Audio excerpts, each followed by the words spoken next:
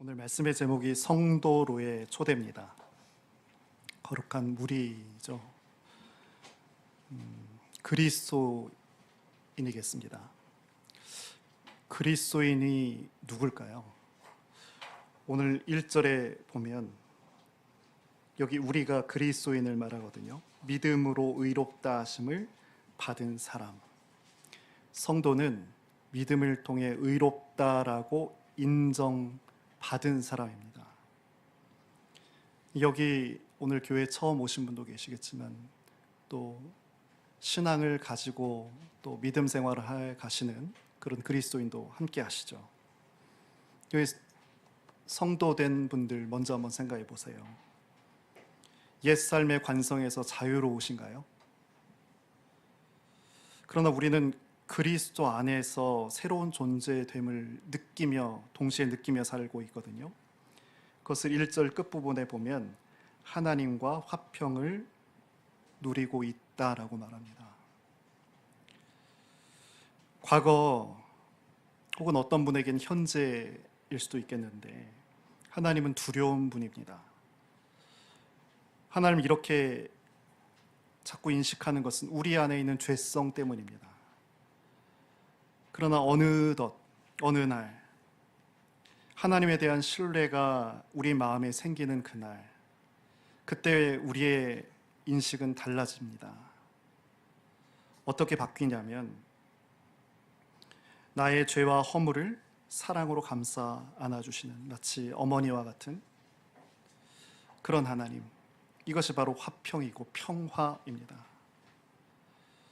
2절에 보면 그로 말미암아 우리가 믿음으로 서 있는 이 은혜에 들어감을 얻었나니, 성도는 또 은혜의 자리에 들어온 사람을 말합니다. 은혜의 자리에 더 이상 문 밖 어두운 데 있지 않아도 됩니다. 신약 누가복음 15장에 보면 아주 유명한 아버지와 아들 이야기가 있어요. 아버지가 밖을 보니까 쭈뼛거리고 서성이는 둘째 아들이 보였거든요. 눈에 보이자마자 아버지가 그 아들을 향해서 달려갑니다. 그를 향해 모든 문을 그리고 다 열어버립니다. 집을 떠난 것은 아들이었거든요. 그러나 아버지는 한 번도 이 아들을 외인으로 생각해 본 적이 없습니다. 이 돌아온 아들을 위해서 아버지는 큰 잔치를 베풉니다. 이렇게 이 아들이죠, 이 받아들여짐을 경험한 사람의 마음에는요, 따뜻함이 솟아나기 시작합니다. 그러면 그동안 그 속에서 잠자고 있던 그 아름답고 소중한 것들이 싹이 트기 시작해요. 그리고 때가 되면 꽃이 나고 그리고 열매를 맺게 됩니다. 그래서 믿음을 안에 핀 꽃, 이렇게 말해요. 이것이 은혜에 들어간 사람이라는 거죠. 이렇게 은혜 안에 있게 되면 그 전에 봤던 세상을 전혀 다른 방식으로 보기 시작합니다. 지금까지 우리가 은혜 안에 있지 않을 때 봐지고 겪어지고 느껴지는 세상은 어떤 거였나요? 살아남기 위해 막 발버둥을 쳐야 되고, 뒤처지지 않기 위해서 늘 긴장해야 되고, 그리고는 혹여나 다른 삶의 가능성이 있습니다 라는 그런 말을 들을 때는 팔자 좋은 사람이다, 한가한 사람이다, 그렇게 생각을 했거든요.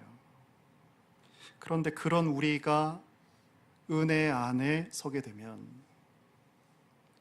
세상에서 추구했던 우리의 행복이 사실은 아주 작고 부질없다는 것을 알기 시작합니다. 마치 우리 그런 경험들 한번 있으실 것 같은데요. 어렸을 적에 저 앞에서 반짝반짝하는 게 보여요.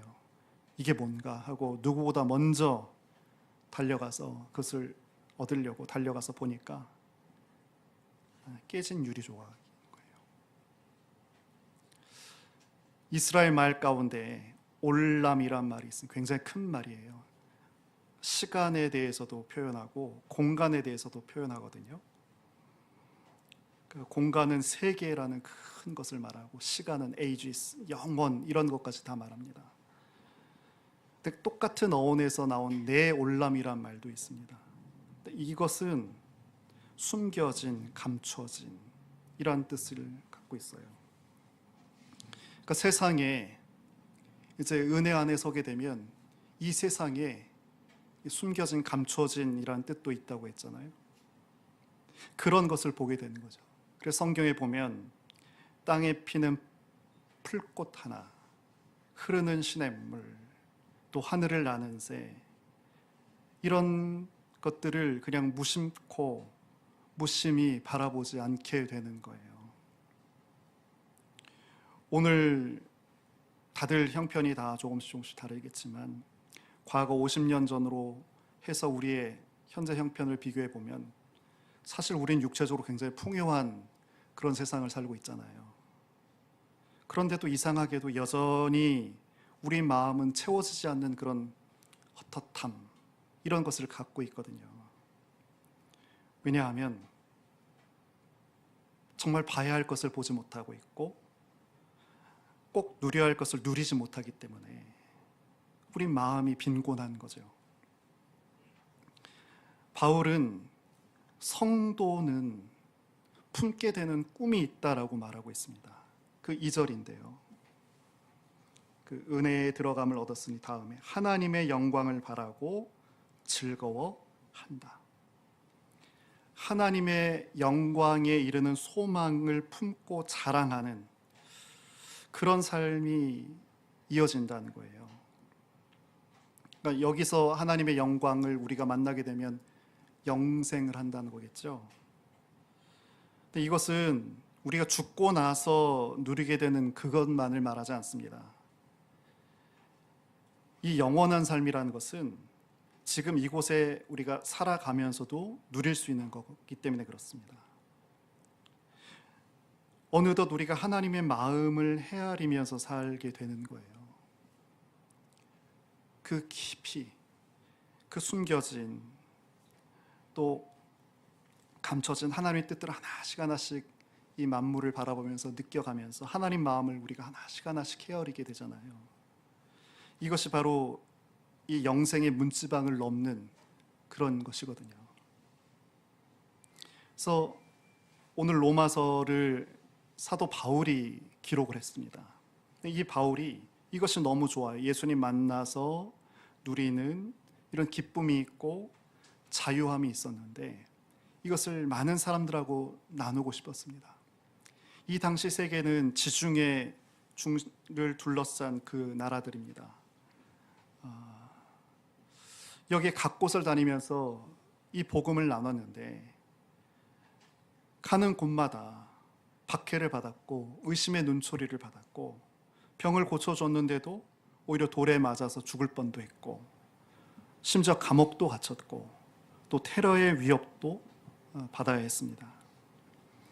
그런 바울이 이렇게 말합니다. 3절에 보시면 다만 이뿐 아니라 우리가 환난 중에도 즐거워하나니. 고난 좋아하시는 분 계세요? 아무도 없습니다. 그러나 자기 이익과 관계되지 않는 일에 몸을 바쳐본 사람은요, 고난이 주는 유익을 압니다. 어려움과 고난은요, 그걸 피하려는 사람에겐 굉장히 큰 어려움을 계속 더 가중되기도 합니다. 그러나 떳떳하게 살기 위해서 고난받기를 작정한 사람은 자기 삶을 붙들었던 그런 두려움, 이런 것들이 그림자처럼 사라지고 그 영혼이 자유로워지기 시작합니다. 이렇게 이 고난, 환난이라는 것은 3절 우리 반절만 끝부분에 보시면 환난은 인내를, 우리 내면에 인내를 낳아줍니다. 고난은 우리 마음에 인내라는 것을 낳아줍니다. 여기서 말한 인내는 수동적으로 참고 견디는 것을 말하지 않고요, 오히려 굳게 서서 강하게 밀고 나가는 것을 뜻합니다. 이 인내의 뿌리는 사랑이란 것하고 이렇게 이어져 있어요. 연인끼리 불꽃처럼 타오르는 사랑이 있죠. 이것은 굉장히 찬란합니다만, 부모님의 사랑, 어머니의 사랑은 어때요? 오래 참된 사랑이잖아요. 어머니의 사랑을 보면서 우리는 거룩함을, 성스러움을 우리가 느끼거든요. 그래서 4절에 보시면 이런 인내, 환난이 인내를 주는데, 인내는 굉장히 짧게 표현되는데 단련된 인격을 허락합니다. 이런 사랑 가운데서 오래 참는 사람, 결국 그 사람은 성경은 어떻게 표현하고 지지하냐면 그리스도의 사람으로 확증한다라고 말씀해요. 성경 찾지 않겠는데 천천히 한번 들어보세요. 베드로전서 1장 7절인데요. 너희의 믿음을 불로 단련해서 없어질 금보다 더 귀한 것이 되게 하시어 예수님께서 나타나실 때 칭찬과 영광과 존귀를 얻게 할 것이다. 이것이 4절에 보면 연단은 소망을 이루는 줄 알미로다. 이것이 성도의 소망입니다. 그리스도인의 소망이 이런 부분이에요. 하나님의 마음과 다 있는 삶, 이것보다 아름다운 소망이 있을까요? 이런 다 있는 삶은 어떻게 삶을 살아가냐면 사람의 평가나 세상의 판단에 전전긍긍하지 않는 자유함이 있습니다. 또 외적인 강요에 흔들리지 않는 영혼의 든든함이 있어요. 이런 자유함과 든든함이 있기 때문에 신자에겐 소망이 있는 거예요. 언제? 주께 마음을 드릴 때, 그때 이런 소망을 우리가 누리기 시작합니다. 근데 세상의 풍조는 이런 소망을 갖고 있는 이 성도를 계속 삼키려고 하죠. 우리가 지금 늘 마주대야 하는 것들이 있잖아요. 물질주의의 풍조라든지 쾌락주의의 풍조라든지 권력에 미친 바람이든지 다 위험합니다. 그러나 우리 주님께서 우리 속에 오시면 이 모든 바람들을 다 잠재워 주세요. 그러니까 이 소망이 신자를 실망시키지 않는 거죠. 근데 이 소망은 우리가 갖고 싶다고 노력해서 받을 수 있는 것은 아닙니다. 언제? 생명의 원천에 이렇게 잇대어 있을 때, 그때 위로부터 주어지는 선물이 바로 이 소망입니다. 바울은 이것을 이렇게 표현하는데 5절에 보시면, 우리 5절 같이 한번 읽겠습니다. 소망이 우리를 부끄럽게 하지 아니함은 우리에게 주신 성령으로 말미암아 하나님의 사랑이 우리 마음에 부은 바 됨이니. 그렇죠. 성령을 통해서 그의 사랑을 우리 마음속에 부어 주십니다. 우리가 이렇게 다 있게 되면, 생명의 원천에 다 있게 되면 위로부터 주어지시는 선물이 바로 소망이라는 거예요. 그리스도인 가운데 한 분인데 호스피스 사역을 하시는 분이에요. 이분에게 어떤 한 분을 이렇게 소개를 한 거죠. 환자분인데, 근데 이분은 하나님은커녕 신에 대해서 다 부정하고 부인하는 분입니다. 그래서 찾아왔는데 냉정하게 찾아오지 말라고, 다시 오지 말라고 그렇게 돌려보냅니다. 이 그리스도인이 성도가 다시 며칠 뒤에 방문을 했는데 아예 말없이 돌아 누워버리신 거예요. 그래서 그냥 누워 계신 이분을 한참 동안 바라보고 속으로만 기도하고 돌아갔죠. 그리고 다시 방문했는데 이날은 막 느닷없이 이 환자분이 난 하나님 믿지도 않는데 왜 자꾸 오냐 하면서 역정을 내는 거예요. 근데 이 성도가 이것이 대화의 시작이다, 이렇게 생각이 든 거죠. 그래서 말을 시작하는데, 제가 생각하기에는 하나님께서 형제님을 많이 사랑하신 것 같습니다. 그래서 저도 그 사랑을 전해드리고 싶습니다. 이 짧은 두 마디였는데 이 말에 하나님이 당신 형제님을 사랑하시는 것 같습니다, 이 말이 달리 들리는 거예요. 그래서 완고했던 이분의 표정이 변하면서 되묻습니다. 하나님이 정말 나를 사랑하실까요? 이렇게 되묻습니다. 이후부터 두 분이 아주 친하게 됐는데 수술을 받고 중환자실에 있을 때도 방문이 계속 이어집니다. 어느 사이에인가 이 환자분 마음에 원망이, 미움이 사라지고 가족 간의 갈등도 사라지는 거예요. 어떻게 해요? 우리 소망 얘기했었잖아요. 잃어버렸던 그 물 근원과 연결이 되니까 새 사람이 되기 시작한 거예요. 이처럼 성령을 통해서 성도 각 사람의 마음에 부어지는 사랑은 삶을 이렇게 활기차게 만듭니다. 그러므로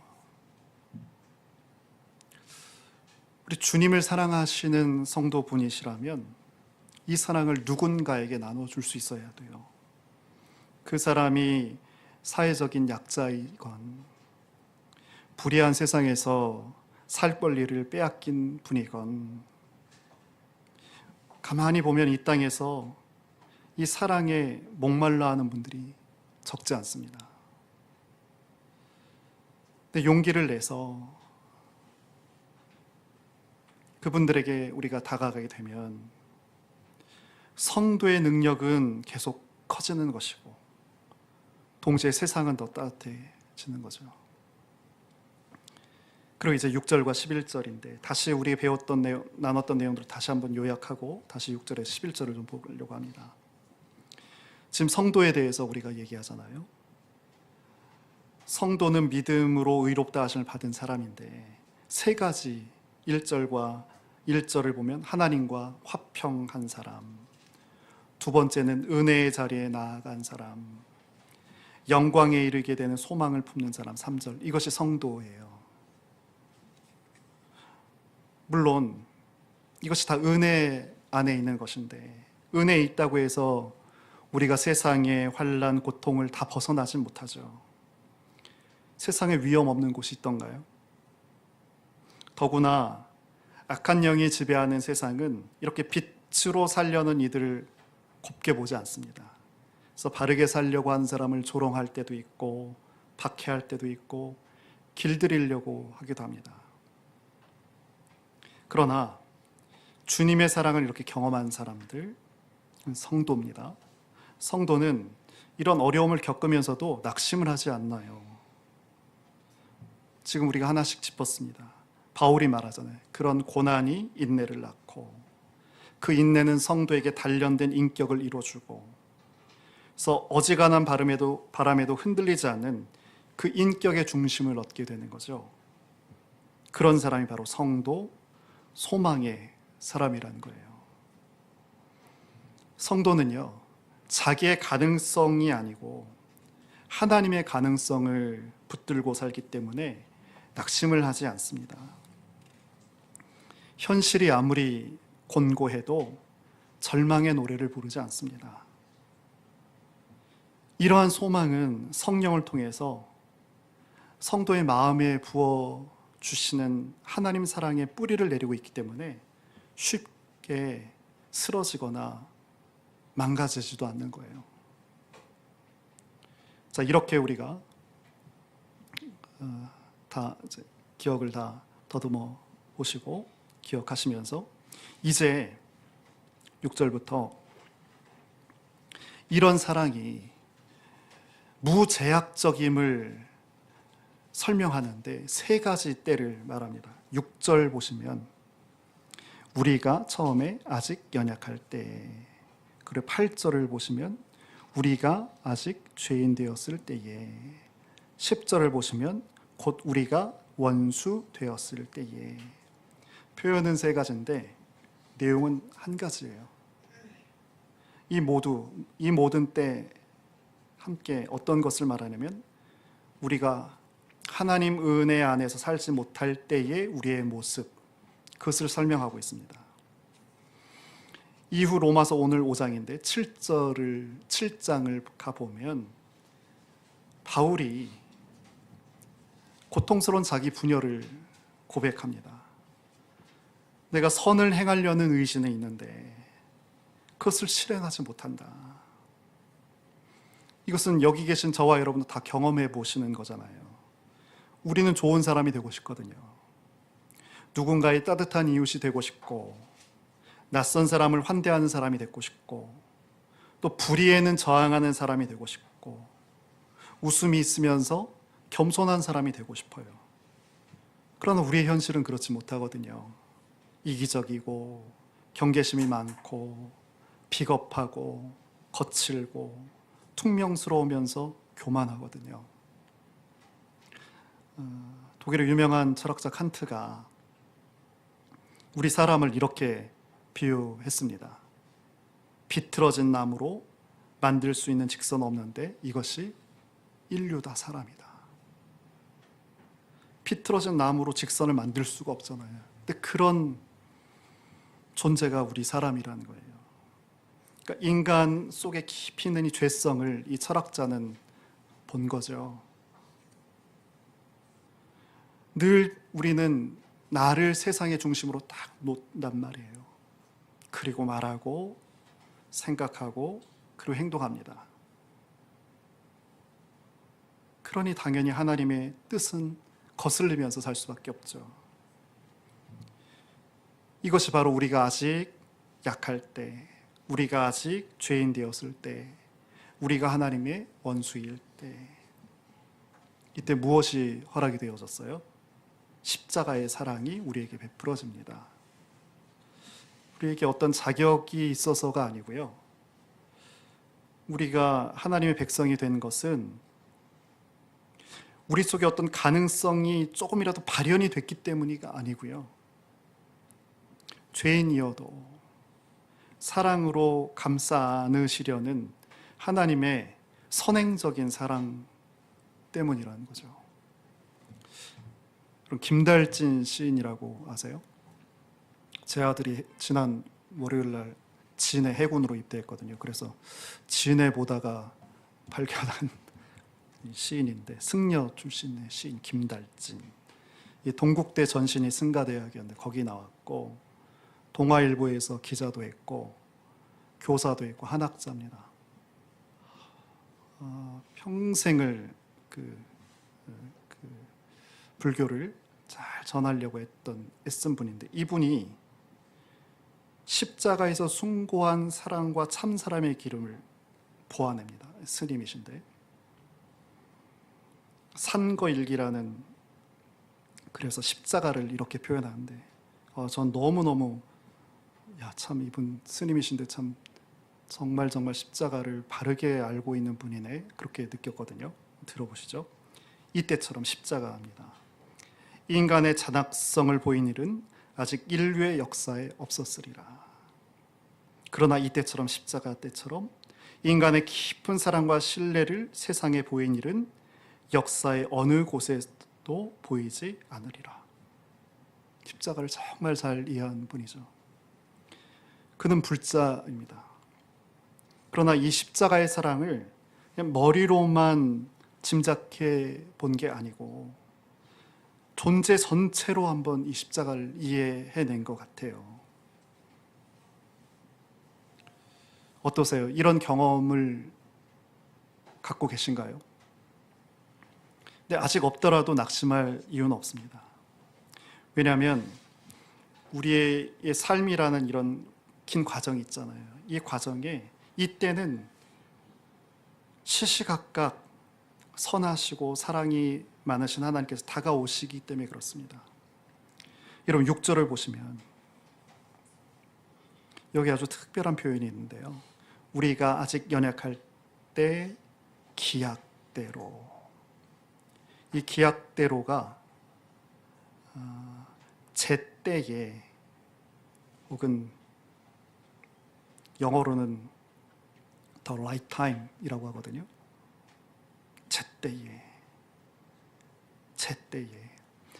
이것은 교회 다니신 분들은 들어보신 시간 개념이 있으실 텐데, 카이로스를 번역한 말입니다. 제때에. 카이로스는 우리가 시계를 통해서 확인하는 그런 물리적인 시간하고는 다른 시간입니다. 여기서 말하는 이 시간 어떤 시간이냐면 하나님의 뜻이 내 삶을 파고드는 시간을 말합니다. 아주 결정적인 시간을 말하는 거예요.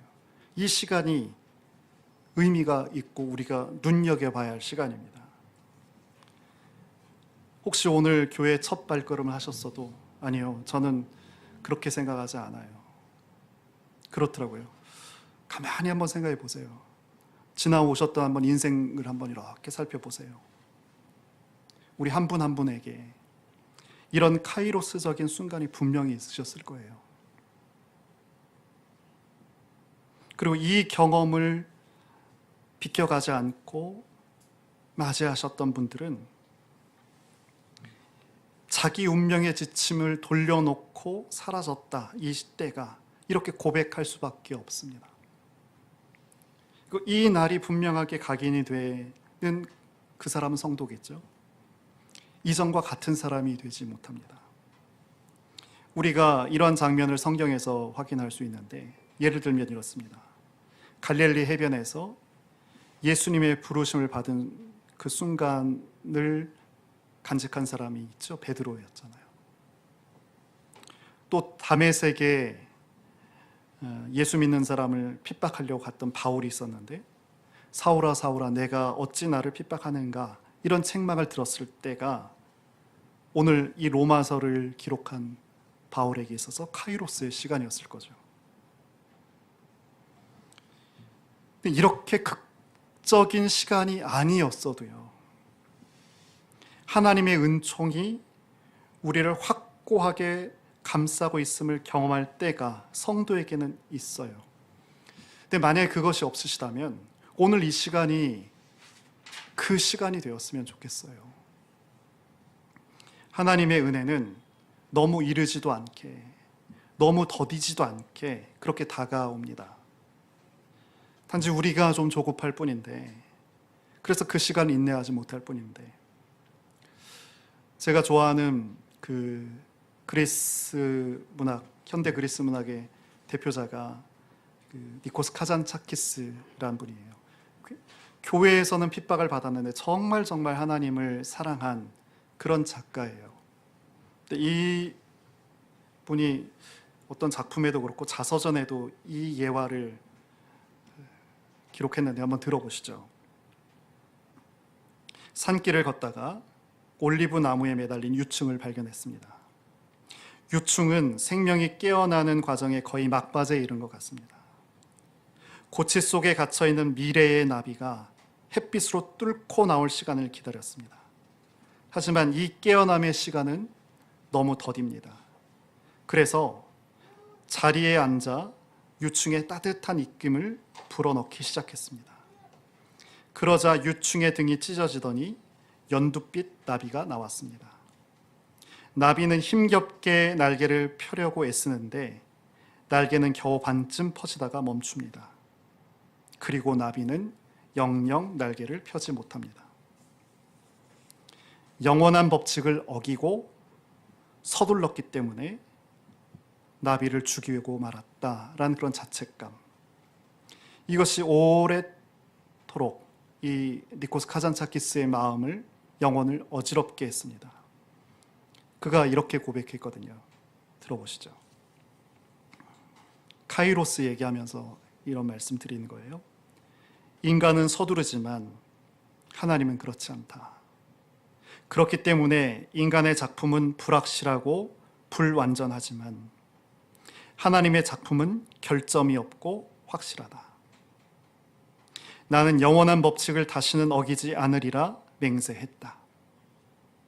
나무처럼 나는 바람에 시달리고 태양의 비를 맞으며 마음 놓고 기다릴지니 오랫동안 기다리던 꽃과 열매의 시간이 올 것이다. 저는 한 분 한 분을 보면서, 한 분 한 분의 인생을 들으면서 하나님의 시간은 우리 각인에게 착실하게 그렇게 다가오고 있다는 것을 생각해 보게 됩니다.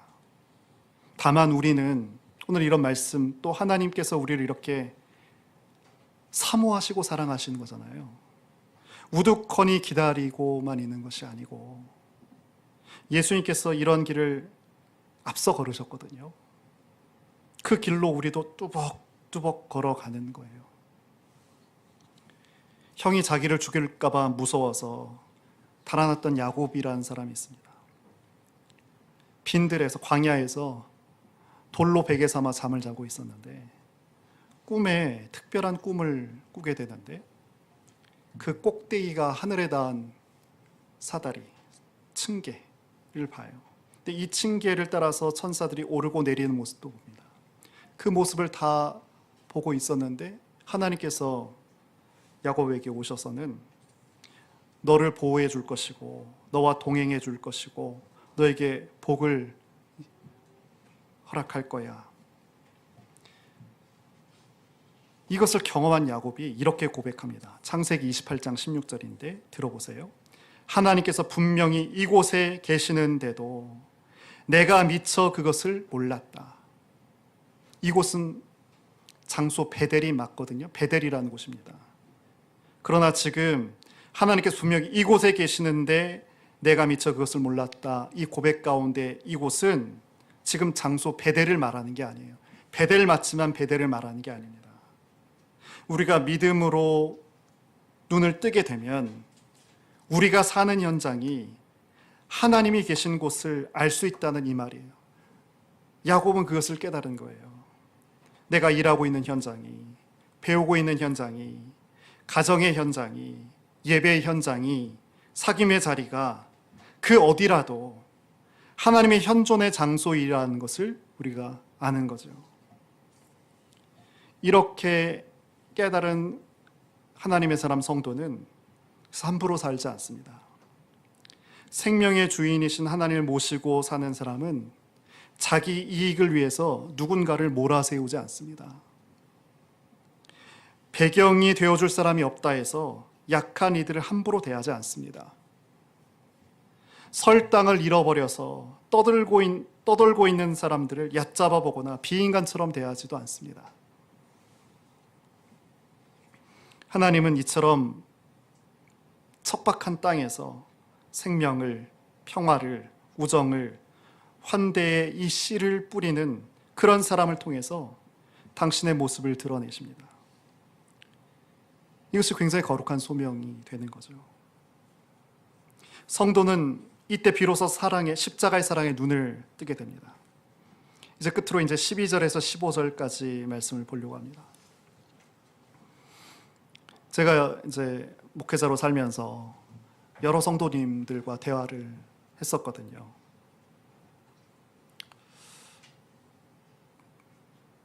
그때 이런 질문을 들었던 기억이 납니다. 하나님께서 끙끙 앓지 않으시고 기뻐하신 시대가 역사 가운데 있을까요? 라는 질문입니다. 굉장히 아픈 질문이거든요. 아픔을 느낍니다. 저절로. 그리고 동시에 하나님의 아픔을 깊이 공감하지 않는 분은, 성도는 이런 질문을 할 수가 없죠. 에덴 이후, 그 이후 계속해서 살아가는 인간의 역사는 사실 죄의 역사라고 해도 과언이 아닙니다. 지금도 우리가 봅니다. 사람들이 있는 곳마다 분쟁이 있고, 심지어 형제 간에도 갈등이 있고, 또 권력을 잡으려는 욕망에 취해서 질투와 탐욕에서 그 똑똑하고 잘난 사람들이 헤어나질 못하는 거예요. 우리 인간은 누구의 형상을 닮아서 지어졌어요? 하나님의 형상으로 지어졌거든요. 근데 그런 인간에 대한 존중감이 점점 무뎌지는 그런 세상에 살고 있습니다. 왜 이런 것인가? 그래서 단지 사람들은 소망이 있는가요? 라고 묻는 것뿐이에요. 그래서 저는 소망이 있다고 믿습니다. 그건 목사이기 때문에 그냥 하는 말은 아닙니다. 왜 이렇게 말을 하는가 하면 세상에 여전히 소망의 씨앗을 심는 사람들이 있기 때문에 그렇습니다. 울면서라도 척박하기 이를 데 없는 땅을 일구고 평화의, 생명의, 사랑의 씨앗을 심는 분들이 여전히 있습니다. 농부가 씨를 뿌리는데 싹이 트지 않으면 어떻게 돼요? 그 위에 씨를 덧뿌립니다. 이걸 움씨라고 하더라고요. 이런 움씨를 뿌린 사람이 이 시대의 희망이고 소망이 되는 거죠.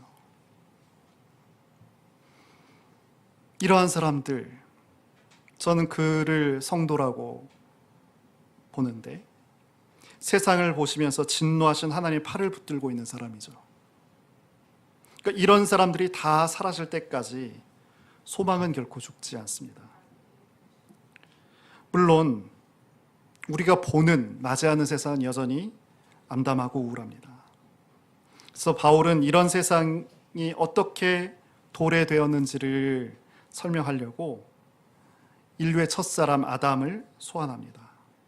12절에 보시면, 그러므로 한 사람으로 아담입니다.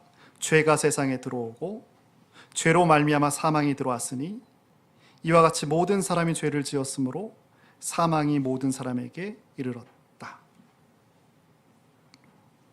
아담을 통해 죄와 죽음이 세상에 들어왔다고 말합니다. 아담의 죄가 뭐였나요? 창세기 3장에서 하나님처럼 눈이 밝아져서 선과 악을 알고 싶은 거라고 그렇게 말합니다. 이걸 설명하려면 1시간은 해야 되고, 간단하게만 표현하면 이것에 대한 세상의 반대 의견도 있어요. 선과 악을 분별해서 이것이 정신의 성수가 아니냐. 그래서 인간의 타락을 긍정적으로 본 세상적인 그런 평가도 있습니다. 그러나 한번 다 떠나서 그 문제점을, 그 결과를 한번 보세요. 각자 자기 기준에서 선과 악을 말합니다. 주장합니다. 그래서 우리 가정도, 이 국가도, 이 세상도 전쟁터로 변하는 거죠. 지금 우리가 살고 있는 세상을 가득 채우고 있는 소음들, 다 각자가 옳다고 주장하기 때문에 빚어진 거잖아요. 자기 뜻 앞에서 다른 이를 굴복시키려는 욕망이 클수록 이 불화의 도화선은 계속 타들어갑니다. 바울은 우리가 12절에서 봤던 것처럼 아담의 시대부터 모든 사람들이 이 죽음, 사망의 지배를 받게 된다고 말합니다. 율법을 통해서 죄라는 것이 명명되기도 전에 이미 사망이 사람들을 사로잡고 있다. 그렇게 13절도 그렇게 말합니다. 왜 바울이 이것을 안타까워하면서 말하는 걸까요? 율법, 법을 통해서는 죄와 죽음이 극복되지 않기 때문에 그럽니다. 법을 보세요. 죄가 무엇인지 우리에게 가르쳐는 줍니다만 우리 속에 깊이 자리한 죄를 없애주질 못합니다. 이것이 바울의 고민이고 루터의 고민입니다. 그러면 우리 다 여기에 다 지배를 당하고 있는 우리인데 이 죽음과 사망의 지배에서 벗어날 길은 없는가? 그래서 바울은 우리에게 한 가지를 가르치고 있는데 바로 그리스도죠. 그리스도. 십자가에 죽으신 그리스도.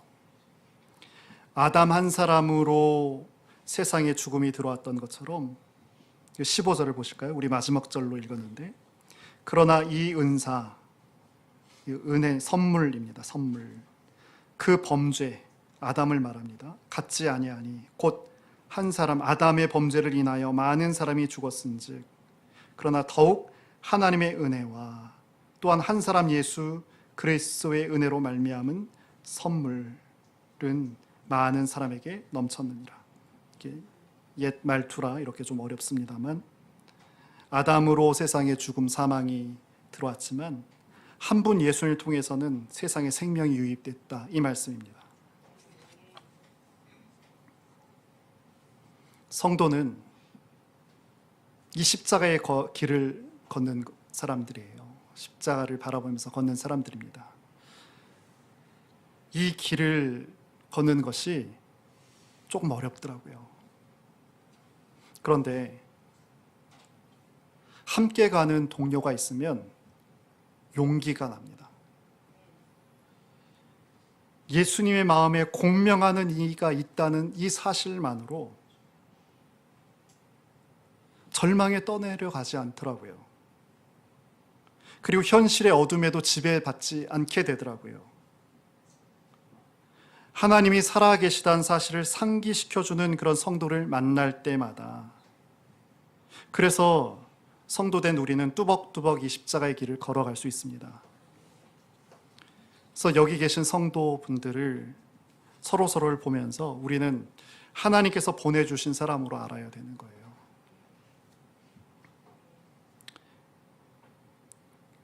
축약, 너무 여기 합당한 그 시가 있어서 제가 가지고 왔습니다. 사람이 온다는 건 실은 어마어마한 일이다. 그는 그의 과거와 현재와 그리고 그의 미래와 함께 오기 때문이다. 한 사람의 일생이 오기 때문이다. 부서지기 쉬운, 그래서 부서지기도 했을 마음이 오는 것이다. 그런 분들이 이렇게 한 분 한 분이 여기 오신 거예요.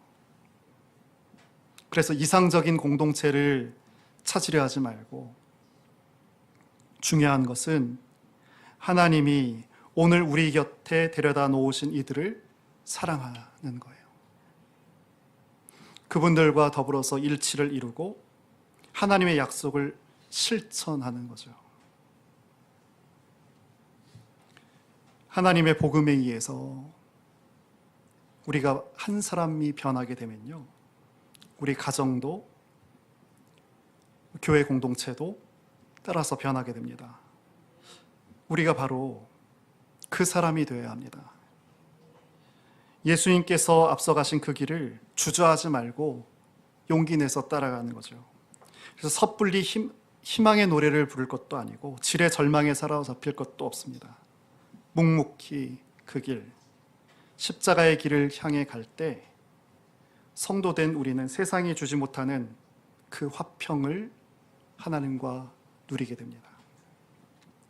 그리고 오늘 오신 모든 분들, 예수님께서는 이곳에 계신 모든 분들께 내가 바로 세상의 소망이다, 이렇게 말씀하신다는 거예요. 우리가 그런 세상의 소망의 시작이 될 수 있는 거예요. 오늘 말씀을 꼭 한번 붙드셨으면 좋겠습니다. 전쟁터와 같은 세상이거든요. 이곳에서 사랑의 파종자로 살아가는 것, 내 남은 인생을 그렇게 살아가는 것 참 좋지 않을까 싶어요.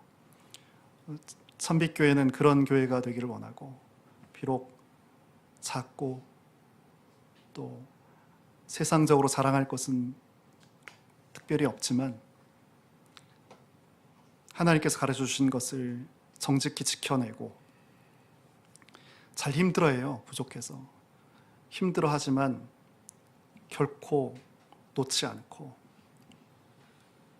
이렇게 한 걸음 한 걸음 함께 걸으니까 또 힘도 나고 기쁘고 또 베풀어 주신 것을 맛보면서 그렇게 걸어갑니다. 오늘 이곳에 와주신 여러분 감사드리고, 그리고 그렇게 마음을 주장해 주신 하나님께 감사합니다. 오늘 들으신 말씀 잠깐 기억하면서 같이 잠시 속마음으로 잠깐 기도 같이 하겠습니다.